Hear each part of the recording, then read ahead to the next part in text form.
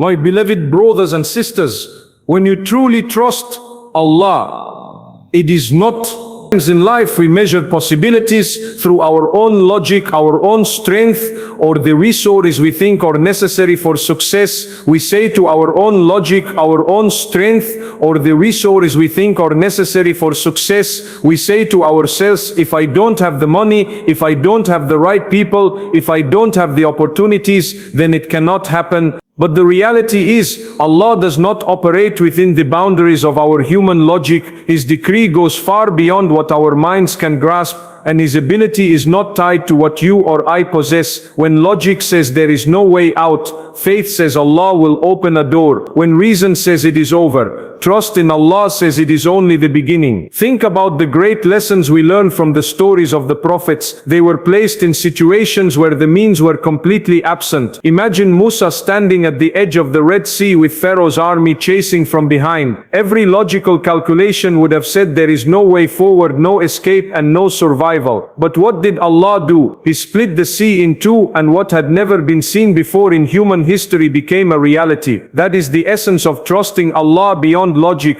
knowing that when all means fail, Allah creates new means that never existed before. The problem with many of us is that we only trust Allah as long as we can still see a path ahead. As soon as it gets dark, as soon as the options disappear, as soon as people turn their backs on us, we start doubting. But real trust begins where logic ends. It is when you reach the point of no return, when you are cornered, when you can't see any possible solution, and you still raise your hands and say, Ya Allah, I know you are with me and you will never let me down. That is when miracles happen. Sometimes Allah places us in situations where the material means are stripped away from us on purpose. He removes the supports we were leaning on so that we realize the only one who truly carries us is Him. That is why in moments of desperation, when people fall into sujood with tears flowing, that is often the moment Allah's help descends. Because in that moment the heart has surrendered fully. It no longer depends on wealth, contacts, or personal ability. It depends only on Allah. When we look back at our own lives, there are so many times we thought, this is it, I won't survive this, I won't make it through, and yet here we are, still breathing, still standing, still living. Was that your power? Was it your clever planning? Or was it Allah carrying you when you didn't even realize it? Every one of us has already witnessed miracles in our own lives, but we often fail to recognize them because we are too focused on what we don't have rather than the doors Allah already opened for us. The reality is, when you tie your trust to the limited vision of your mind, you will always be restless. But when you tie your trust to the unlimited power of Allah, your heart finds peace even in chaos. Because you know no matter how dark the night gets, the one who controls the night and the day is watching over you. And when He decides to bring you out of difficulty, He will do it in a way that no human calculation could have ever predicted. So when your logic tells you that it is over, remind yourself that Allah's power begins where your logic ends. Patience is one of the greatest tests of trust, and one of the strongest proofs that you truly rely on Allah. When you are patient, it does not mean that you are doing nothing or simply sitting back waiting for something to happen. No, real patience is active. It is a state of the heart that says, I will keep doing what I can, I will keep praying, I will keep praying, I will keep striving, and I will hold on even when the answer is delayed, because I know Allah's timing is perfect. That is why patience is not weakness, it is actually strength. It is the strength to resist despair when things take longer than you expect. It is the strength to silence the whispers that tell you to give up. And it is the strength to believe that every delay is not a denial, but rather a preparation for something better. If you think about it, so many of the greatest blessings in life only come after patience. A seed placed into the soil doesn't grow into a tree overnight. It takes time, it takes watering, it takes nurturing. If you dig it up too soon, you will ruin it before it has a chance to blossom. Life is exactly the same. Allah places seeds of goodness and blessings in our lives,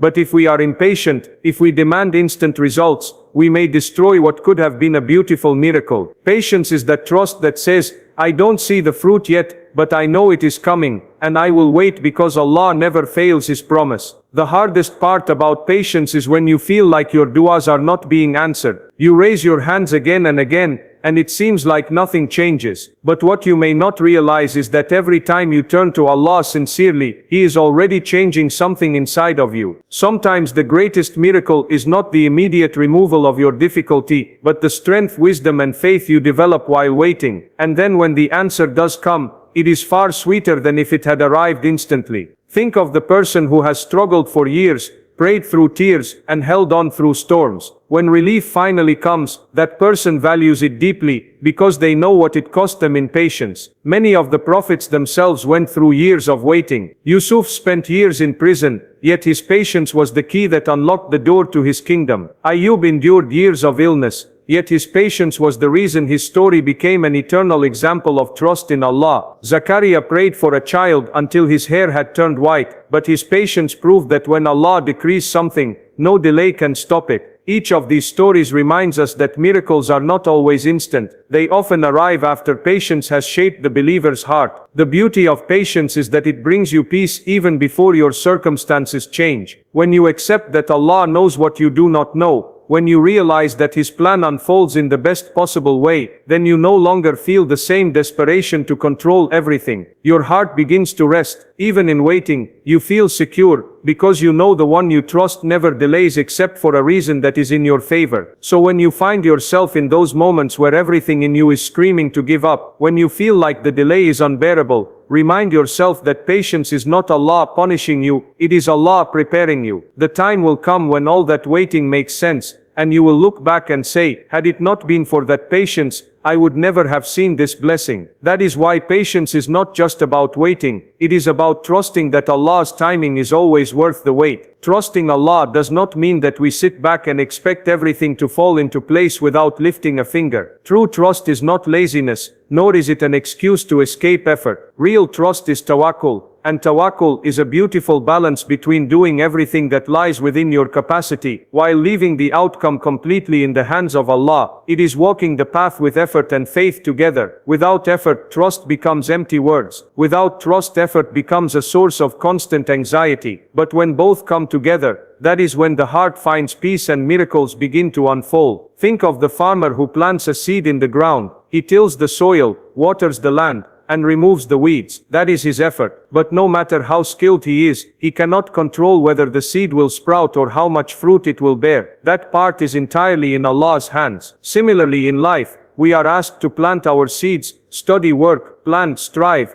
and give our best. But we must always know that the final result belongs only to Allah. If you give your best and still don't achieve what you wanted, it doesn't mean you failed. It means Allah, in His wisdom, has something else written for you, something you may not yet understand. The beauty of tawakkul is that it frees you from the prison of worry. When you believe that your job is to try and Allah's job is to decide, you stop obsessing over things outside your control. You study for the exam, but you leave the results to Him. You prepare for the interview, but you leave the acceptance in His hands. You take the medicine, but you trust the healing to come from Him. This balance allows you to give your best without being crushed by disappointment if things don't go your way, because you know every closed door is simply redirecting you toward a better one. There are countless examples where people gave their utmost effort, yet the results came in ways far beyond what their effort could achieve. When Maryam was told to shake the trunk of the palm tree during childbirth, logically, it was impossible for a weak woman in pain to shake such a massive tree, but she was commanded to try,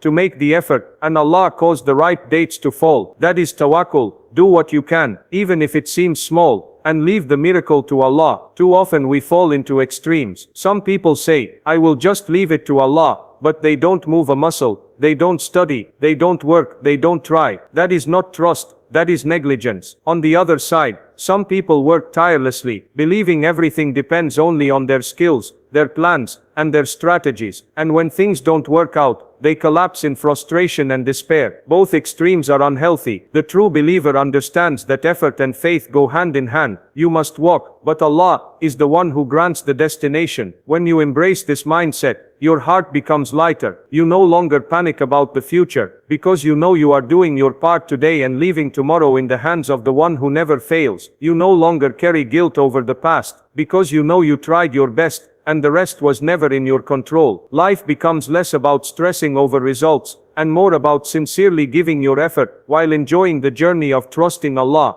So always remember, trusting Allah does not mean you do nothing, and working hard does not mean you control everything. The miracle is in combining both your effort and His power, because that is where true tawakkul lies. There are moments in life when you look around and feel completely trapped, when you cannot see a way out, and every possible option seems blocked. In those moments, the human mind begins to calculate, searching for solutions, trying to figure out how things could possibly change. But this is where the believer experiences one of the greatest realities of faith, that Allah's help comes in ways that you could never have imagined. He does not need to follow the paths you see. He can create doors where there are no doors, and He can bring solutions from directions you could never have thought of. When we say that Allah's help comes in unseen ways, it means His wisdom is always greater than ours. Sometimes He hides the solution until the right moment, not because He has forgotten you, but because He is preparing everything to unfold at the perfect time. Just like the rain falls exactly when the earth needs it most, Allah's help descends when the believer's heart is most in need of it. The waiting period is often the time when your soul is being refined, your patience is being strengthened, and your faith is being polished so that when relief comes, you recognize it as nothing but the mercy of Allah. Think of Yunus in the belly of the whale. There was no logic, no reason, and no visible escape. But when he turned to Allah with sincerity, Allah commanded the whale to release him onto the shore. Imagine being trapped in total darkness, darkness of the ocean, darkness of the night, and darkness of the belly of the whale, and yet finding salvation from where no human mind could have imagined. That is the power of Allah's unseen help. In our own lives, we often look for solutions in the obvious places. If we need money, we think only of work or people. If we need healing, we think only of doctors or medicine. If we need support, we think only of friends and family. But Allah is not restricted to the means you recognize. He can use the very thing you thought was against you to be the reason for your breakthrough. He can turn an enemy into a helper, a hardship into a blessing, or a loss into the opening of something far greater. Many of us can recall a time when something we feared, something we thought would destroy us, ended up being the very thing that brought us closer to Allah, or opened the door to a new blessing. That is the hidden mercy of Allah's plan. The challenge for us is that we want to see everything clearly. We want to know how Allah will help us, when it will happen, and through which person or avenue. But if you could see everything, then where is the trust? Where is the faith? Part of trusting Allah is being at peace with the unseen, knowing that while you cannot figure it out, Allah already has. That certainty gives your heart rest even when your eyes cannot see the solution. There will be times when you ask, how can this possibly change? Where will the help come from? And the answer lies in remembering that Allah is Al-Fatah, the one who opens doors, even in places you thought were permanently sealed. He does not need permission, He does not need resources, and He does not need time. He simply says be, and it is. So never despair when you cannot see the way, because the one you trust can send help from ways you never saw coming. When you go through trials, it is very easy to think that they are signs of abandonment, that perhaps Allah has turned away from you, or that you are being punished beyond what you can bear. But the truth is,